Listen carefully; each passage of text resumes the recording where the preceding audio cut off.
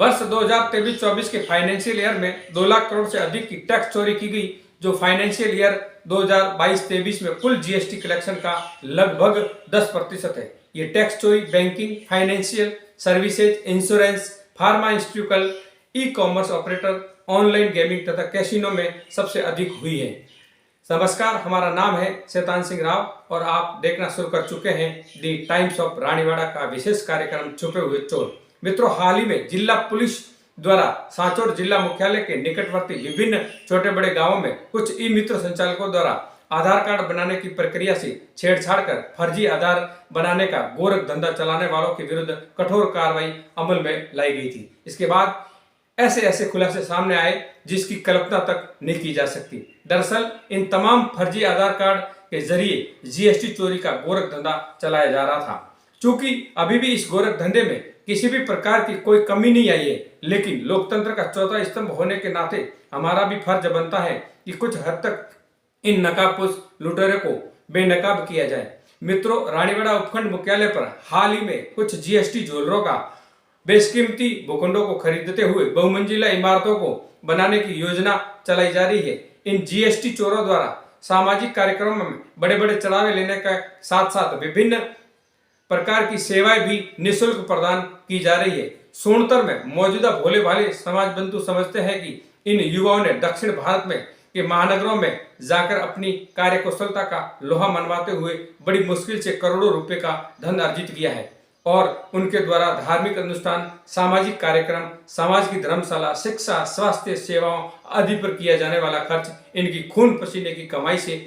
अर्जित किया गया धन है। लेकिन उन भोले भाले लोगों को ये बिल्कुल भी आभास नहीं है कि आप जिन्हें मंच पर सम्मान दे रहे हैं वे आप ही के टैक्स की चोरी करते हुए आप ही को धोखा दे रहे हैं। दक्षिण भारत के बेंगलुरु, हैदराबाद, चेन्नई, कोच्चि, कोयम्बतूर, विशाखापट्टनम तथा देश के अन्य बड़े शहरों में शुमार जैसे मुंबई, दिल्ली, भोपाल, अहमदाबाद, बड़ौदा, सूरत, जयपुर आदि शहरों में जिन व्यक्तियों को बिगेस्ट जीएसटी चोर का करार दिया जा चुका है, आखिर वे हमारे यहाँ आकर कैसे साहूकार बन सकते हैं। मित्रों, रानीवाड़ा के निकटवर्ती कुछ गांवों में दक्षिण भारत में जाकर जीएसटी चोरी की वारदातों को अंजाम देने वाले ऐसे ही कुछ चेहरों को हम आपके सामने लाने वाले हैं। कुछ लोग तो ऐसे हैं जो जेल यात्रा भी कर चुके हैं और कुछ लोग तो वर्तमान में जेल की रोटी भी तोड़ रहे हैं। कुछ ब्रांडेड वस्तुओं की डीलरशिप ले चुके हैं और कुछ प्रॉपर्टी में इन्वेस्ट कर रहे हैं।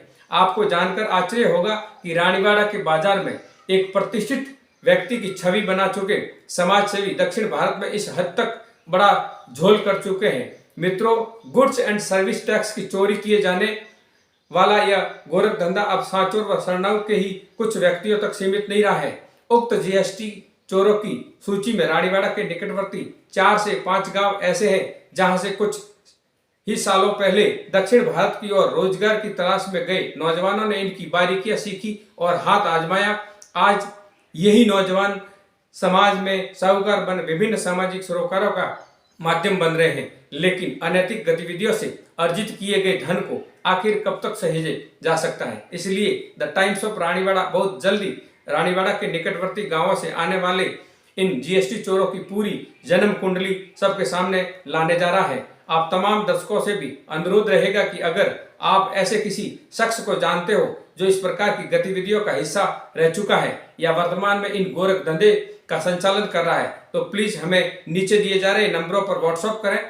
आपका नाम व पता पूर्ण रूप से गोपनीय रखा जाएगा। वही आज का यह बुलेटिन आप सबको कैसा लगा हमें कमेंट बॉक्स में जरूर बताइएगा और जाते जाते चैनल को सब्सक्राइब करते हुए जाइएगा। नमस्कार साथियों।